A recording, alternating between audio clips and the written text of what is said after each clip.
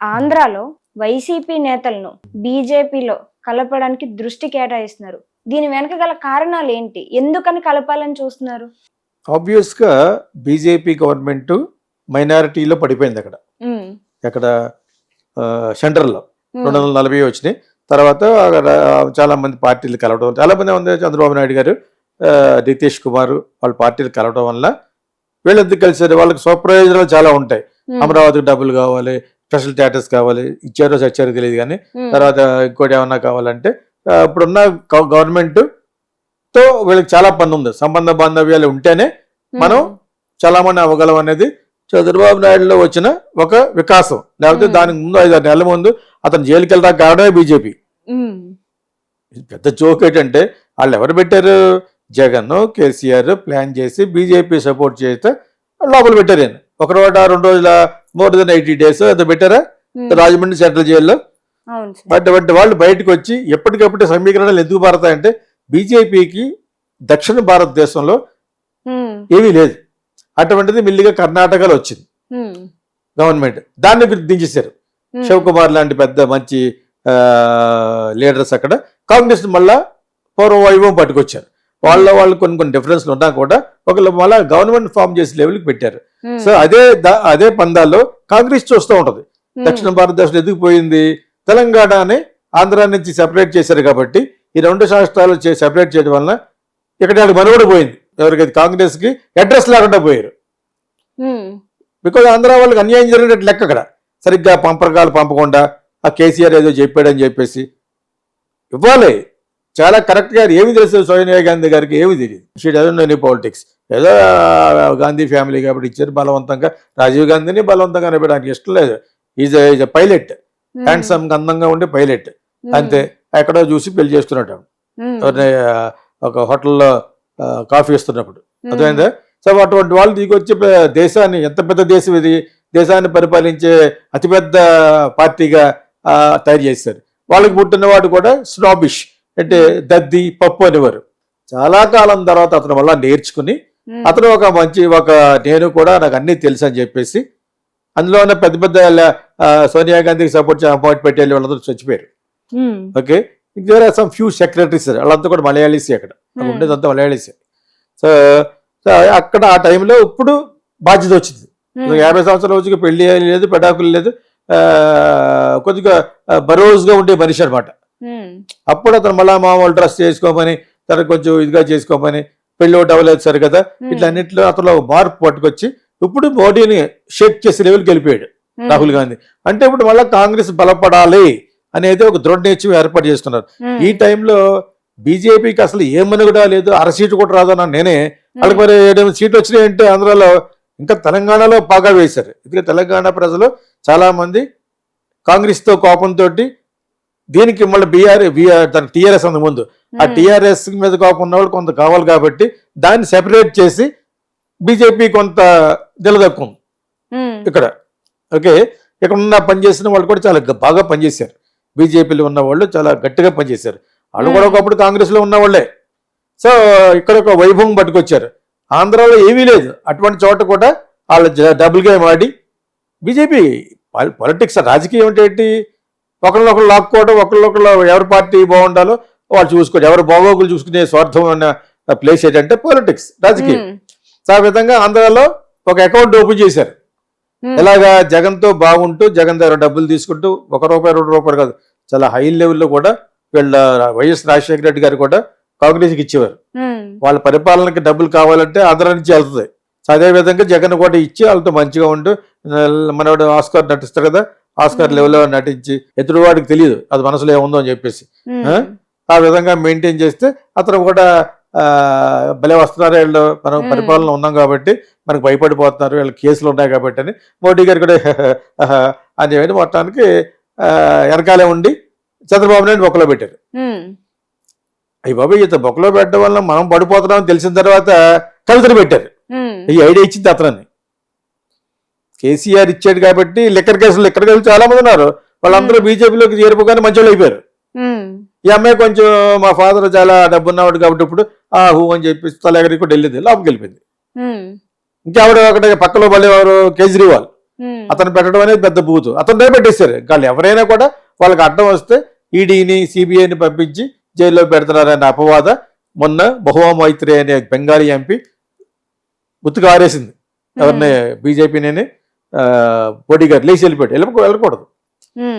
Opposition party వాళ్ళు కూర్చోవాలని మనమే అంటున్నాం మాట్లాడుతున్నప్పుడు. ఇప్పుడు ఎవరో ఇప్పుడున్న తెలుగుదేశం వాళ్ళు జగన్ రావాలి వాళ్ళు రావాలి అంటున్నప్పుడు మరి నువ్వెందుకు వెళ్ళిపోయావు? మరి చంద్రబాబు నాయుడు గారు నేను మళ్ళీ సీఎంఐనే వస్తాను, ఈ 23 ఉంటారు వాళ్ళందరితో మాట్లాడించుకోండి మీరు అని చెప్పేసి ఆయన మళ్ళీ రాలేదు. నీకు ఒక న్యాయం ఉన్నా వాళ్ళకున్నా డబుల్ స్టాండర్డ్ అంటుందని జగన్ ఒక న్యాయం ఉన్నా అది జగన్ కూడా అలా బిహేవ్ చేశారు తర్వాత. ఓకే, మీ దగ్గర ఉన్న 23 మంది 5 లాగేసామంటే నీకు ప్రతిపక్ష హోదా కూడా ఉండదని. ఎవరి కాళ్ళు ఎవరి టైం వాళ్ళకి అదే చెప్తాను. దేర్ ఇస్ టుమారో అనేది ఉంటుంది. అది పట్టుకెళ్ళి గుర్తించట్లేదు. రేపటి రోజున మీరే పర్మనెంట్ కాదు కదా, ఇది ప్రజాస్వామ్యం. ఇది ఆ ప్రజాస్వామ్యాన్ని భ్రష్టు పట్టించేస్తారు ఇప్పుడు వీళ్ళంతా. ఏదో విధంగా భయపెట్టేసి వాళ్ళ పార్టీల్లోకి తీసుకునే ఉద్దేశంతో ఆంధ్రాలో వాళ్ళకి ఇన్స్ట్రక్షన్ ఇచ్చారు. ఈ పురంధేశ్వరి కూడా బీజేపీకి జరిగింది కదా, ఆవిడ మీద కూడా చాలా ఎలిగేషన్స్ ఉన్నాయి. బీజేపీ గురించి పెద్ద సరిగ్గా పనిచేయలేదు ముందు అని ఆవిడకి పక్కన పెట్టారు. బీజేపీని హెడ్ గా ఎవరు తీశారు? ఇక్కడ ఆ వీర్రాజు అన్న తీసేసి ఆవిడకి ఇచ్చారు. ఆవిడ పాలిటిక్స్ చేసింది. అయినా కూడా ఆవిడకి పాత్ర ఇవ్వలేదు. చాలా తెలివైనవాడు. బీజేపీలో ఇంకా ఎక్కువ వచ్చి ఉంటే అసలు ఇవ్వరు. వాళ్ళు 400 సీట్లు అనుకున్నట్టు వస్తే ఇప్పుడు ఇచ్చిన తెలుగుదేశం వాళ్ళు ఎవరిని అసలు లెక్క చేయరు.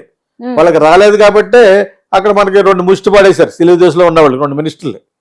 అదేవిధంగా సౌత్ ఇండియా అంటే ఎప్పుడు కూడా డిఫరెంట్ గా చూసేవాళ్ళే అక్కడ ఉన్నవాళ్ళు. అది కాంగ్రెస్ కానీ ఇక్కడి నుంచి డబ్బులు కావాలి, ఇక్కడి నుంచి వాళ్ళకి ఓట్లు కావాలి, కానీ వీళ్ళకి ఏం చేయరు. ఎప్పుడు చూసినా గుజరాత్కి వాళ్ళకి వీళ్ళకి చేయటమే. ఇది పోవాలంటే డెఫినెట్ గా మొన్న జరిగినట్టుగానే అపోజిషన్ స్ట్రాంగ్ గా ఉండాలి. అందుకనే కాంగ్రెస్ ప్లస్ అదర్ పార్టీస్ కలిసి స్ట్రాంగెస్ట్ అయిపోయారు అక్కడ. ఇప్పుడు మోడీ గారు అండ్ అమిత్ షా ఆడిన ఆటలు సాగవు. ఇక్కడి నుంచి ఏం చేయాలి? ఇప్పుడు స్లోగా బిల్డప్ చేయాలి, వాళ్ళ యొక్క బలం పెంచుకోవాలి. సో ఆంధ్రాతో స్టార్ట్ చేశారు. అదే నెక్స్ట్ క్వశ్చన్ లో తెలంగాణ అడిగితే దాని గురించి చెప్తాను. అదేందా ఆంధ్రాలో ఉన్న వాళ్ళని ఏ విధంగా బీజేపీలో చేర్చుకుంటున్నారు, ఎవరిని? వైఎస్ఆర్సీపీ వాళ్ళని. ఓకే, వాళ్ళు ఎందుకు చేరుతున్నారు అనేది వాళ్ళకి ఇచ్చి పుచ్చుకునే ఏమన్నా ఉంటే అవి చేరుతారు. బీజేపీ దగ్గర ఏమి ఉండదు ఇవ్వడానికి. ఓకే, ఇక్కడ ఎలాగ జగన్కి లేదు కాబట్టి మనం అక్కడికి వెళ్ళిపోతాం బెటర్. రూలింగ్ పార్టీలోకి వెళ్తే ఎప్పుడంటే ఢిల్లీలో వెళ్తే కాఫీ ఇస్తాడు ఎవడన్నా, మనం పనులు చేయించుకోవచ్చు చెప్పేసి వీళ్ళు అందులోకి వెళ్ళాలి. లేకపోతే అక్కడ వెళ్ళటం వల్ల వీళ్ళకి ఉపయోగం లేదు. బీజేపీలో చేరడం వల్ల ఎటువంటి ఉపయోగం లేదు వాళ్ళకి. ఏమన్నా ఉపయోగం ఉంటాడు, ఏమన్నా బిజినెస్ నేషనల్ హైవేలో బిజినెస్ చేసుకుని ఉంటాడు. వాళ్ళ పేర్లు ఎత్తుకులేని వాళ్ళందరూ ఉన్నారు. ఓకే, అన్ని క్యాస్ట్ లోనే ఉన్నారు. వాళ్ళు పనులు చేయించుకోవాలంటే రేపు పొద్దున్న బీజేపీతో మాట్లాడాలంటే ఈ సృజనా చౌదరి వీళ్ళందరూ ఎలా జంప్ చేశారు? చెడ్డ వాళ్ళంతా మంచి అయిపోయారు. బీజేపీలోకి వెళ్ళిన వెంటనే అదేదో పులచాప జోగు ఉంటుంది, పులస వస్తూ ఉంటుందట. కాకినాడ సైడ్ కోటిపల్లి దాటి వస్తుంది అనమాట. ఓకే, అది వచ్చి when it joins in salt water కూడా విరస అయిపోతుంది. పులస విలస అవుతుంది. పులస 5,000 ఉంటుంది చేప, అది 1,000 రూపాయలు. అది ధవళేశ్వరంలో అమ్ముతారు. అది విలస అయిపోయింది అనమాట. ఆ సాల్ట్ వాటర్ లో కలిసేటప్పటికి వాటర్ చేంజ్ ఉంటుంది. సాల్ట్ నుంచి మంచి వాటర్, మంచి నుంచి సాల్ట్ వాటర్. కానీ అలాగా ఇది ఎంత దుర్మార్గుడైనా బీజేపీలోకి వెళ్తేప్పటికి విలస అయిపోతారు అనమాట. లేకపోతే అంతకుముందు పులస. ఇప్పుడు ఆ సామెత ప్రకారం అందరికి అర్థమవుతుందని చెప్తున్నాను. లేదా ఇక్కడే ఉంది బీజేపీ వాళ్ళకి ఏమీ లేదు. అక్కడ గడ్లే అంటే పనులు చేయించుకోవాలంటే రేపు బీజేపీ ఎంపీతో మాట్లాడాలంటే నా దగ్గర అని చేస్తానంటాడు. యాక్చువల్గా ఒక స్టేట్ ఎంపీలు ఇంకొక స్టేట్ లో ఉన్న వాళ్ళకి చేరు. ఇది అక్కడ తంబువులు. అక్కడ ఢిల్లీలో చాలా కాలం కింద చెప్పాను, 2 సంవత్సరాల క్రితం. మన పనులు వేరే రాష్ట్ర ఎంపీ చేస్తాడు, వాళ్ళ పనులు మనం చేస్తాం దొరికిపోకుండా అనమాట. ఇది ఢిల్లీ రాజకీయం యొక్క ప్రధాన క్యారెక్టరిస్టిక్, ప్రధాన లక్షణం. చాలా మంది తెలియకపోతే తెలుసుకోండి. మనవాడు మనకే చేయడు, మనవాడు ఇంకోటి పరిచయం చేస్తాండి కావాలంటే. ఒక 5-6 లక్షలు 10 లక్షలు ఒక ₹1 తీసుకుని ఇంకోటి పరిచయం చేసి మా వాడు వస్తాడు చేయండి, వాడు ఆడే ఒప్పుకుంటాడు. ఎందుకంటే వీళ్ళు చేయకూడదు, దొరికిపోతారు. ఈ నేషనల్ హైవేలో ఇటు రోడ్స్ కాంట్రాక్ట్ చేసేవాళ్ళు ఒకప్పుడు పరిచయం నాకు, వాళ్ళ ద్వారా నాకు అర్థమయ్యేది. వాళ్ళకి చేసి పెట్టేవాడు చెప్పేవాడు అనమాట. ఇదే ఆడి దగ్గరికి వెళ్తారండి. అదే ఇక్కడ మ్యాజిక్ ఏంటంటే మన వాళ్ళు మనకు చేయకూడదు, వాళ్ళకి చేయకూడదు. You understand that? సో దానికోసం తప్పితే బీజేపీలో ఉంది నీ బోలు నా బోలు సలాం లాగా, ఆ జోగు రాసుకుంటే బూడులాగా ఏముంటుంది అక్కడ అర్థమైంది ఇప్పుడు.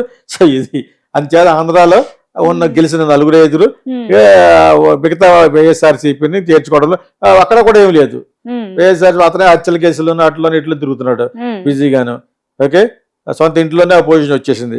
ఇంకా జగన్ దగ్గర ఏముంటుందా, ఇంకా ఓ పక్కన ఎవరా తొక్కేస్తున్నారు అతన్ని అని దానికి వేరే క్వశ్చన్ ఉంది కాబట్టి ఇంట్లో చెప్పట్లేదు. అర్థమైందా? సో బీజేపీలో చేరిక వైఎస్ఆర్సీపీలో అనేది అది వాళ్ళు వేస్తున్న మాస్టర్ ప్లాన్ అంతే, వాళ్ళ మెరుగుడు కోసం. నిజంగా పార్టీ బాగుండాలని ఆవిడ చేయడు. ఇంక్లూడింగ్ అమ్మాయి కూడా నాకు తెలుసు, బాను రామారావు గారు అమ్మాయి మన గెలిచింది కదా, పురంధేశ్వరేనా మొన్న గెలిచిన ఆవిడ కూడా చాలా లాయల్ గా ఉండేది కదా అంతకుముందు. మొన్న ఇంకా ఊపు వచ్చిన తర్వాత, ఎందుకంటే జగన్ తోటి బాగుంటూ జైల్లో పెట్టిన చంద్రబాబు నాయుడు తోటి రాజకీయం చేసి కూటమి పెట్టారు. మనవాడిని కూడా మన పీకే అని పెట్టుకుని. అర్థమైందా? వీళ్ళంతా కూడా బీజేపీని తిట్టినోళ్లే. బీజేపీని మోడీని ఒక పెద్ద టెర్రరిస్ట్ అన్నాడు ఈయన, ఎవరు మన చంద్రబాబు నాయుడు. అదే మోడీని మనవాడు కూడా తెలిసి తెలియకుండా తిరుపతిలో లడ్లు, పాసిపోయిన లడ్లు, ఆ లడ్లు ఈ లడ్లు పెద్ద కారణం వాళ్ళే అని చెప్పేసి కూడా మనవాడు అన్నాడు. ఇవన్నీ అందరికి తెలుసు. రాజకీయం అనేది ఆ ఏంటగా గొడుగు పట్టుకోవడమే. అర్థమైంది? ఇప్పుడు మన లైట్లకు ఉన్న గొడుగు, అది తెల్ల గొడుగు, నల్ల గొడుగు పట్టుకుంటారు అనమాట. అర్థమైందా? అదే విషయం.